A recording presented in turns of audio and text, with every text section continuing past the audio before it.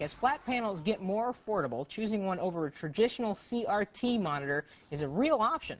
But which brand or model should you buy? And here to help us answer that is Tech TV Lab Director Andrew Hahn. Hard to get that out. How you doing? Yes, I'm just like tripping over my words today. That's all right. Not even enunciating well at all. So I think to start out with, I'd like to be able to define what an LCD is and what makes it so much different from a traditional CRT. A traditional cathode ray tube. Well, CRT or LCDs rather they're basically crystals, and they lay them out in glass. And what you have is a series of pixels, really, and what you have is a backlight that sends light through the panel, and then depending on how you assign each pixel color, it twists the electrons up to make that different color assignment. Okay. So it's a little bit different than the gun, which is basically a red, green, or blue gun that's shooting the light onto a screen and then showing you the different color assignment. So that's the hardware differences. Right. What are Call for Help viewers going to see most of all, the big differences? Well, they'll see, in general, if the glass is good and you have a good LCD, you'll see pretty even, smooth surface, or flat surface is the most important thing. Most CRTs are a little bit rounded. They've gotten flatter over time. If you remember like 4 or 5 years ago, they were really rounded. Yep. It's difficult to get good pixel assignment from that rounded tube. That's why they were rounded, because the gun was shooting from a fixed point. Now they're flatter, which is good, but these are all completely flat. They also differ in the sense that they're more evenly, they display light a little bit more evenly across the display. Sometimes in CRTs you get dark spots in the corners.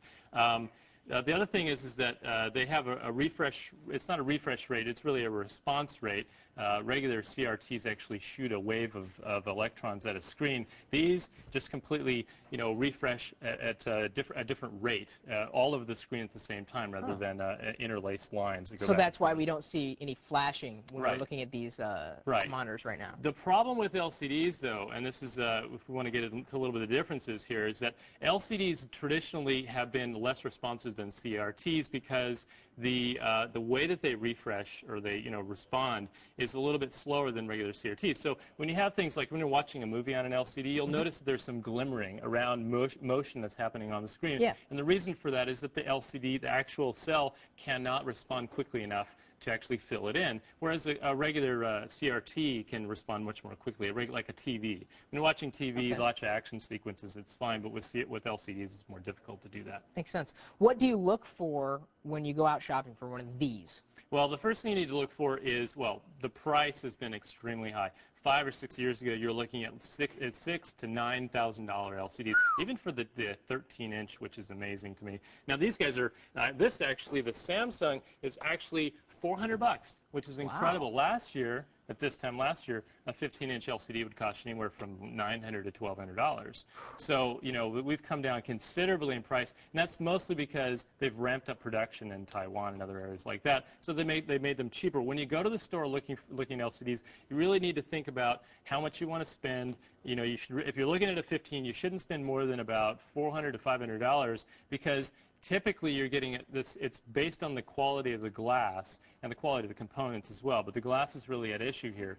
Samsung and Sharp and Toshiba, I think, make most of the glass. So I'd recommend Samsung because, and actually it's the cheapest. The reason for that, they make their own glass. They can get the components more cheaply, so at least the glass more cheaply. So, go to Samsung. Actually, that's our recommendation for the 15-inch model because it's got a good combination of quality and price at $400.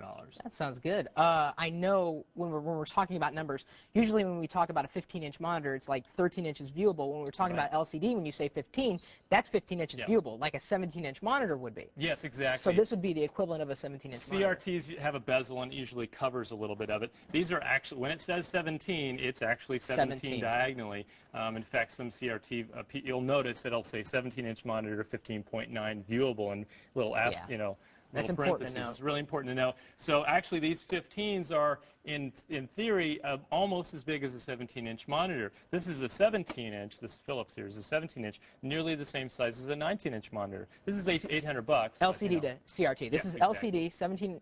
$800. $800. Right. Do you recommend that one? Yeah, it's bigger. definitely. It's a good size. 17 inches is really good size. It's basically that 19-inch CRT equivalent. It's $800. Seems like a lot of money. It is, but you know what? This is a good combination of price and performance. It's a good clean glass. It looks really good. In image quality, it was really good. It got a very good score, I think, in image quality. It also has USB, some other features. But in general, $800 for a 17-inch LCD is incredibly good. Okay, so who makes that one? Is that a... This is Philips. Philips. Yep. And you like that one? You like the Samsung? What about the Samsung? The Scepter. Okay, it's $100 more. But the image quality on this was really, really good. Looking at the Samsung, it was a little bit too... We had a big taste test. We had like about 40 different LCDs in the lab. We went through different images. This is one of the images, actually, that we went through. This gives good, skin tone color and, gray, white, etc. We went through all these different LCDs, and we found that the Scepter had the best image quality overall.